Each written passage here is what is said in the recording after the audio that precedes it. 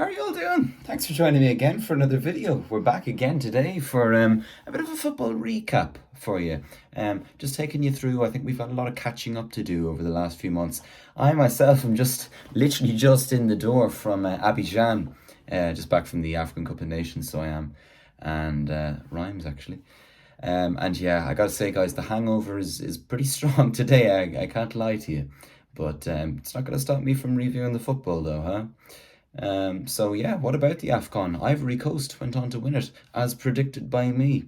I said it was gonna happen, and sure enough, it's come into fruition. So that's what you get in the Jimmy Christmas YouTube channel. I think the kind of stuff you don't really get in any other platform. In terms of AFCON itself, I thought it was a really good tournament. As I said, the football I think was really good, and I think the officiating. I think that's one thing I want to give credit for when I can. I think the officiating was top notch, top notch. The AFCON this year. We get so many controversies, don't we, in Europe about handballs and offsides and goals that are actually goals but weren't given as goals. And I think when you've got no controversies at AFCON like we have this year, I think it's credit where credit's due. I think they got it right there. Simon Adingra really caught my eye as well for Ivory Coast, who went on to win it.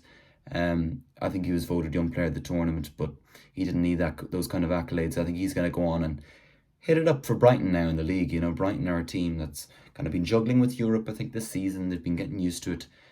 Look out for Simon Adingra now going forward, because I think that kid has got a lot going for him. We obviously saw him. Picked him up again. Brighton, typical Brighton. This is to pick him up from these obscure teams. It was Noord-Zeeland in the Netherlands that he signed from, and such a baller, such a baller. Listen, you can talk about Kessié in midfield. You can talk about Wilfried Zaha. You can talk about Sebastian Haller. What a story he had, recovering from cancer to go and score all those goals, I think, for Ivory Coast. That is such a story. But Simon Adingra was my guy. That really caught my eye, at least. But that's AFCON. Listen, we're doing an entire football recap. I want to talk something that's quite dear to my heart. And again, obviously, it was a rough couple of weeks away down in Abidjan, and I've been thinking a lot about it. I've been thinking a lot about Klopp, guys. Klopp has finally left Liverpool. Well, not yet. I'm kind of speaking in the future there, but no, he's leaving, and he's announced his departure. I think anyone that's close to the club, like I am, it's gonna hit pretty hard. It's gonna be pretty close to home. I'm kind of giving you a reaction after a couple of weeks. A lot of people are kind of quick to jump on the bandwagon. They take out their bloody cameras and they record their reaction straight away. I'm not like that. I want to give you solid, hard reaction and analysis. And I think that's important. I don't want to be too emotional with you guys, but even a couple of weeks later, to be honest with you, still recovering, lads. I'm still recovering. I think the football is a religion, I think, for some people. And when Klopp announced that he was departing the club after 10 odd years, I think you'd have to be a bit of a serial killer or something to not even feel something a bit here. And that was certainly the case with me, lads. We won the cup final on Sunday. That's just the first trophy of 4, guys. I think keep an eye out, watch that space, especially with Liverpool. Our kids beating the blue bottle jobs in Chelsea. I mean, what a game. People are going to say it's only the Carabao Cup.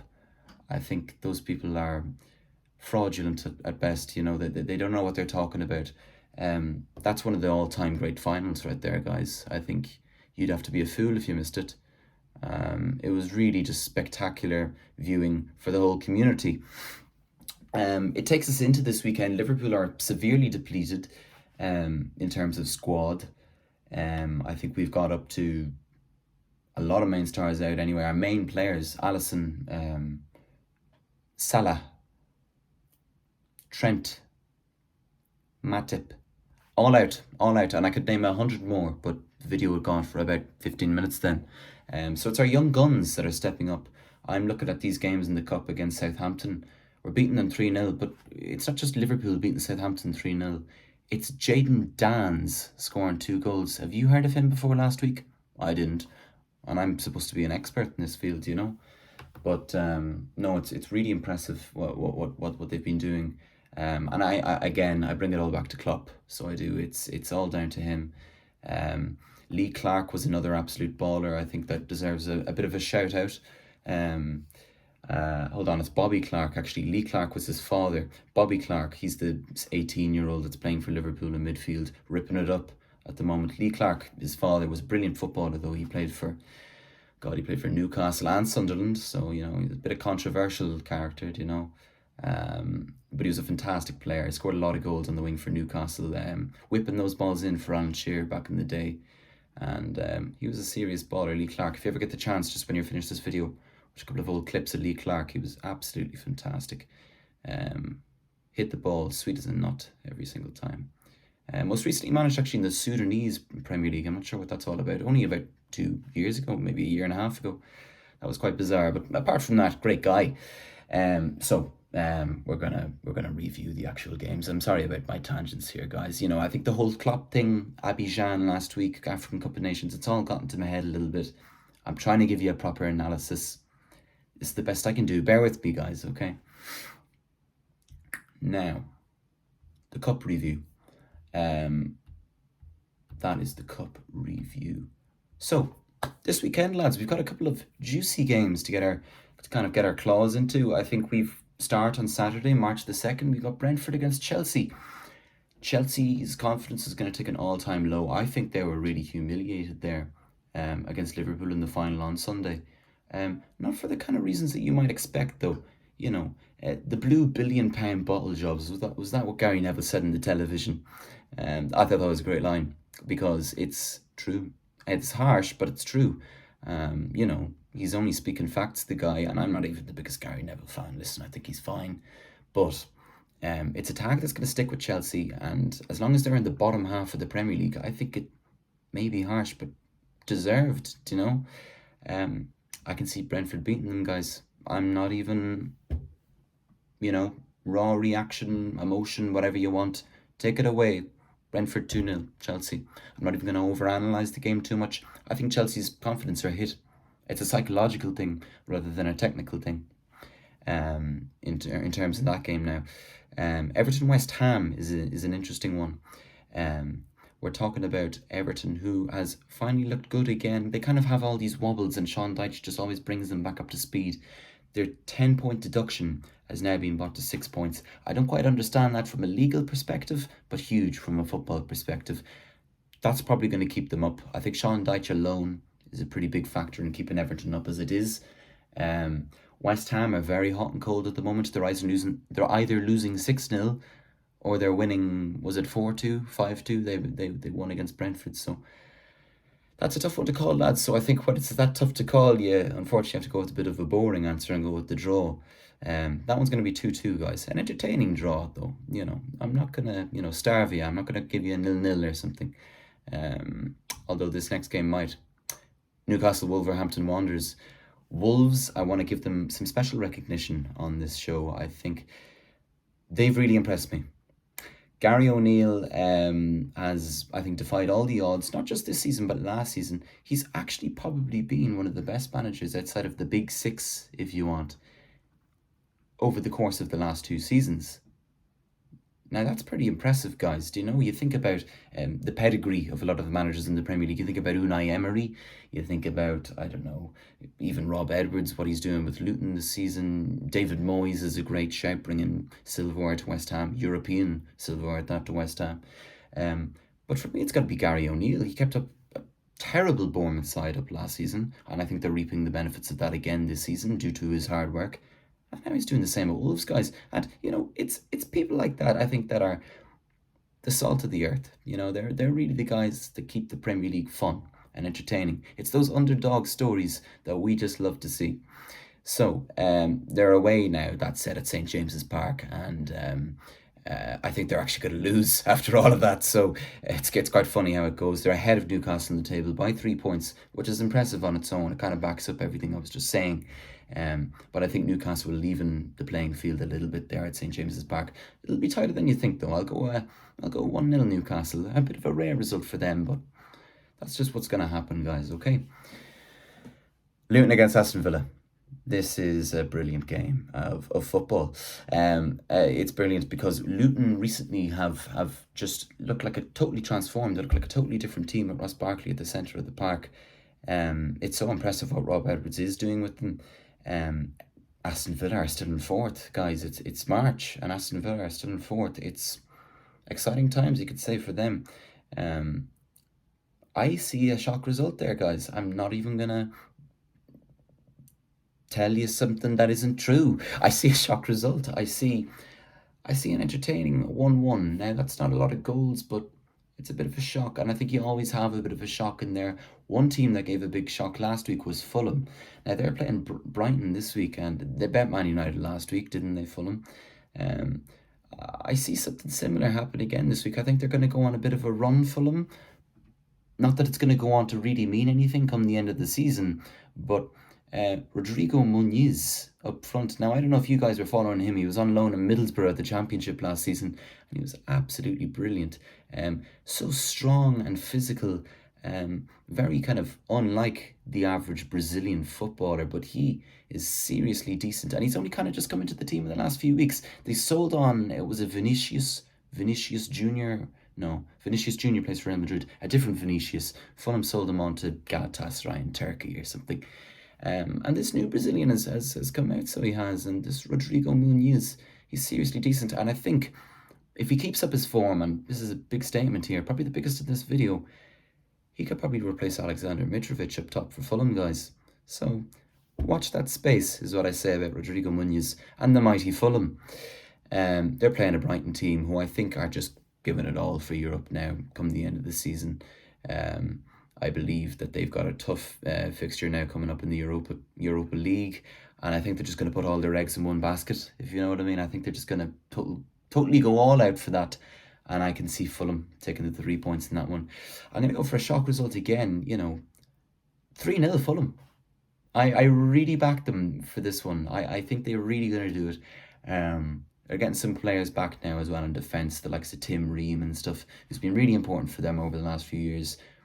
I can see them getting the clean sheet against Brighton, in Craven Cottage as well. So, Tottenham against Crystal Palace. This is the Saturday kickoff, of course. This is the big one. This has often caused a bit of an upset. I believe this was the game that got Nuno Espirito Santo sacked.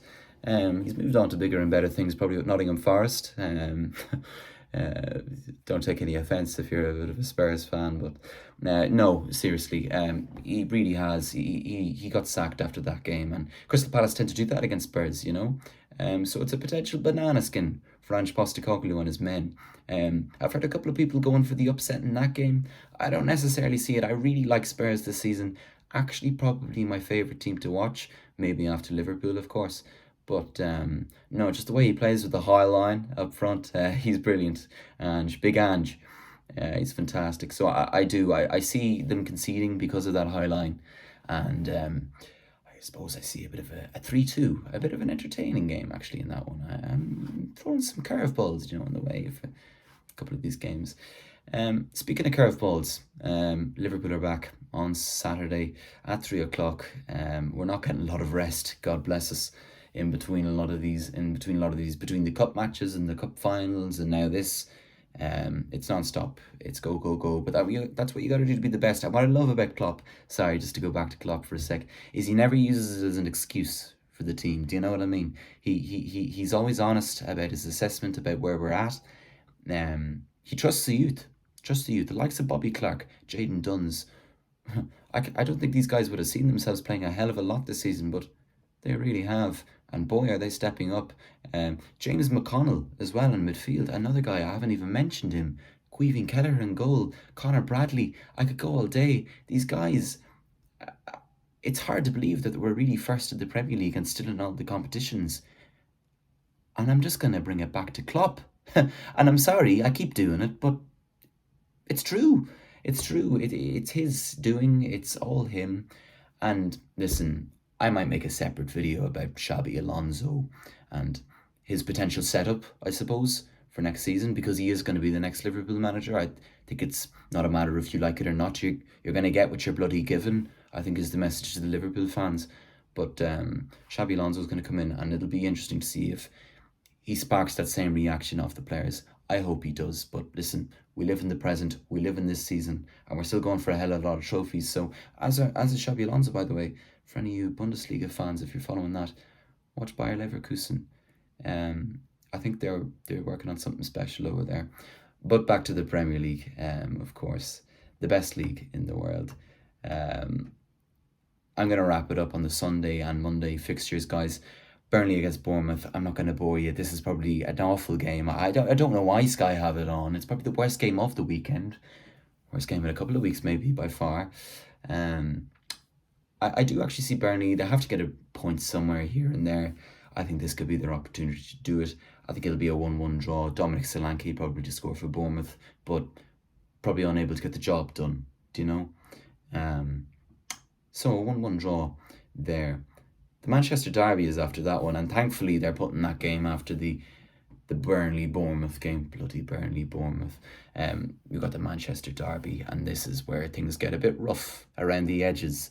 This is really good because we can finally, especially for Liverpool fans, watch United get the whooping that they deserve. I think they've been very lucky over the last few weeks. It finally caught them out against Fulham last week, but even that was a last minute goal. It was pretty tight, and United get a lot of stick, and probably rightfully so.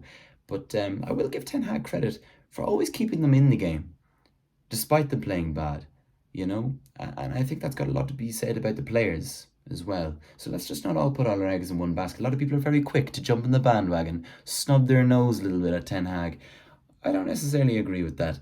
Manchester Derby, 4-0 Man City. I think that's going to be good fun. Good fun to watch, obviously. Anyway, Monday, March 4th. Fantastic date, actually. We got Sheffield United against Arsenal, and I mean, this is, I think, probably,